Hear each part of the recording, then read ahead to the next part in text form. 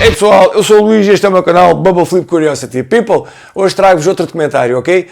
Hoje a droga que vamos falar é o álcool, que não é menos mortal ou menos destruidora que as outras drogas. Tem uma diferença só que é legal, é vendida em qualquer estabelecimento e qualquer pessoa consegue a comprar. Então há que ter uma visão de como é os consumos ou como deverá ser os consumos feitos e alertar os jovens que o álcool não é só o sair à noite, à sexta-feira, ao sábado e beber, apanhar uma bebedeira. O problema é que se isso começa a ser rotineiro, a dependência vai acabar por vir e a destruição é brutal. Ok, pessoal? Vejam este documentário que é bastante interessante. Se não viram os outros documentários sobre as outras drogas, cliquem nos cards e vejam, pessoal. Vejam e partilhem estes vídeos que vocês podem fazer a diferença. Ok? Bora fazer a diferença. Bora ver o vídeo. Fui! Vodka, Tequila, scotch, beer, Wine, rum. gin, Whiskey. Alcohol. alcohol probably took 20 years of my life, and you can't get that back. Alcohol is a drug, which most people don't think it is, but it actually is. It's classed as a depressant, meaning it slows down vital functions in the body. Alcohol is made through the fermentation of fruits and grains. The process of fermentation is basically letting fruit sit and rot until it can produce a mind-altering effect when you drink it.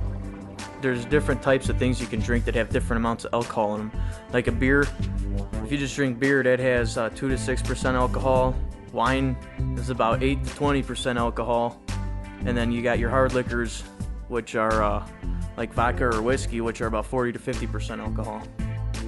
When someone drinks 2 or more drinks, it acts as a stimulant. When they drink more than that, it acts as a depressant. If you binge drink, what you're doing is you're just drinking repeatedly over and over large amounts and large quantities of alcohol.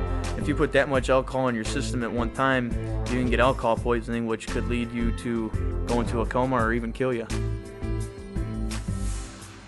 12 years old, I was in the 7th grade. When I was in 8th grade, I think I was 13 years old. It became very regular at 14 years of age. 15 years old when I first started drinking. 17 years old, starting going out to parties, doing things like that.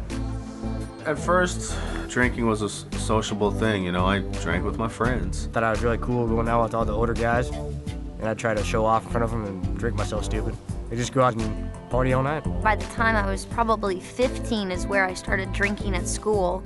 Putting it in a water bottle, I would take vodka or gin, something clear that looked like water, and I would just drink in class and pop mints in my mouth. We'd go in, break into his parents' liquor cabinet, fill up our super big gulps full of ice and Everclear, and then stop by 7-Eleven and fill the rest of it up with Coke, and then make it to first period. I was drinking not just at parties and stuff, but after classes and after work and even at work. I waited tables, so it was very easy access to alcohol. It was just hard to say no. It was so readily available, and it was constantly there. My drug problem wasn't something that happened immediately.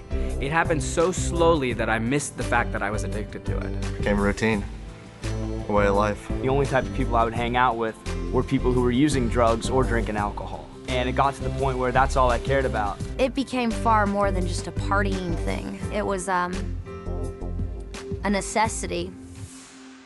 Without having alcohol in me, I could not function. I kind of became a loner because all I ever wanted to do was just drink and drink and drink. It felt like it was my only friend. Felt like that it was always there for me somewhere. You know, when things were going bad, I could always have a few drinks. Well, for me, it was never a few drinks. It was always a lot of drinks. I was consuming about 30 beers a day, a whole case of beer, and 3/4 of a gallon of light rum. I would essentially have that and black out every night. I could do nothing but drink 24/7, drink, pass out, drink, pass out. I literally started drinking so much that I would shake if I didn't have a drink. When I would not drink, I'd get extremely sick, deathly sick. Just really achy all over, and you have headaches, and you're so dehydrated that you have no energy. Alcohol had been, in and out my body so much that it had tore away some of the lining of my esophagus and blood was creeping in. I was a physical disaster. I was that far in my addiction of physical withdrawal that when I shut that alcohol intake off, my body tried to shut down. The actual withdrawal from alcohol can kill you, for one thing, if it's too intense. Your body has no vitamins or is dehydrated, and you can have DTs, you can seizure to death. That's terrible. I got a phone call, that my father was in the hospital and that he was really, really sick, and that he wasn't going to make it. So the next day I got on a plane to go home, and my only way to confront this was to drink alcohol. So I showed up at the airport pretty drunk, and my family, saw me there, and they didn't know what to say. The worst thing about it is that my father was kept conscious so that he could see me before he passed away. But instead of disgracing his memory, they'd put him on life support. I had gotten kicked out of this bar for fighting. I was beyond drunk, and I was attacked and raped. And I went home, and I stayed in my apartment for a week. My mom would come knocking on the door. I'd pretend I wasn't home. I felt like it was my fault. I was the one that was at that bar. I was the one that was getting drunk. I went home, and I had a roommate. And for some reason, we got into an argument, which resulted in a fight, and the cops got called.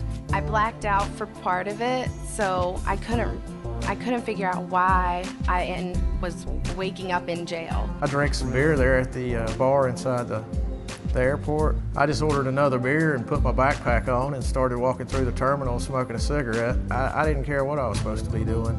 And I ended up getting a fight with the police there at the airport. And I woke up in jail. I had staples in my head. In the military, I woke up and I actually had to crawl on my hands and knees off the flight deck of the carrier because I couldn't walk, and then I got discharged from that and lost a girlfriend and a kid and my whole life. I drank to blackout one night. Well, sometime about an hour later, I got back up. I went to my bedroom. My wife wasn't there. I went to the girls' bedroom, and they were all in the bed together, basically hiding from me through a blackout. And I decided right then that I couldn't stay there anymore. I was afraid that I was going to hurt someone at a blackout. I haven't had a drink in 3 years, yet I'm reminded daily of my alcohol abuse because of the long-term effects. I have horrible short-term memory, and it makes everyday life very difficult for me. Just remembering names, remembering how to do things. As a result of alcohol, I had high blood pressure, and I still have it. Destroys your internal organs, and it can destroy your brain functions, your handwriting, small motor skills. It's definitely a poison. I have liver pains, bone and muscle aches that just used to not be there, and it's not from age. I'm not that old. I should be in my prime right now, and I've probably aged myself 20 years through alcohol abuse. Alcohol is slow to kill, but it's the most hideous form of death. If I had known how sneaky and dangerous and insidious alcohol is, if somebody had kind of told me, and if I had known that it's not this symbol for a good time, I think that would have made a difference. It's not like some of the other drugs that instantly after your first time you're hooked and you're addicted to it. A lot of times, most of my friends didn't even like the taste of beer when they first started drinking. It started out as something that was fun, something we did on weekends. How it progressed to an everyday, all-day thing is beyond me. I have no answer to that. I do not understand how that happened, but it did. It's nothing but misery. The last 12, 13 years of my life, I've spent probably over $500,000, and over 4 or 5 years of that has been institutionalized, whether it be in a alcohol treatment rehab facility or, incarcerated. Alcohol's just as bad, if not worse, than heroin or barbiturates or anything else. I don't know, if 60% of people go out to drink and get drunk, chances are that they're going to lead to something else and they're going to end up on a downward spiral. I may not be very old, but I have definitely seen some hellish things from alcohol. To be honest, I didn't think someone could get to the point that I was at my age. I thought that took years and years, but no, downward spiral. It might seem fun at the beginning, but after you get stuck in that lifestyle for years, you realize how not fun it is. It's terrifying.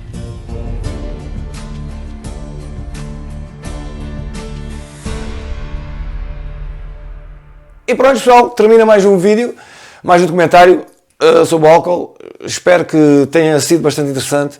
Divulguem, falem com os jovens, porque, como eu já vos disse, eles são os homens do amanhã.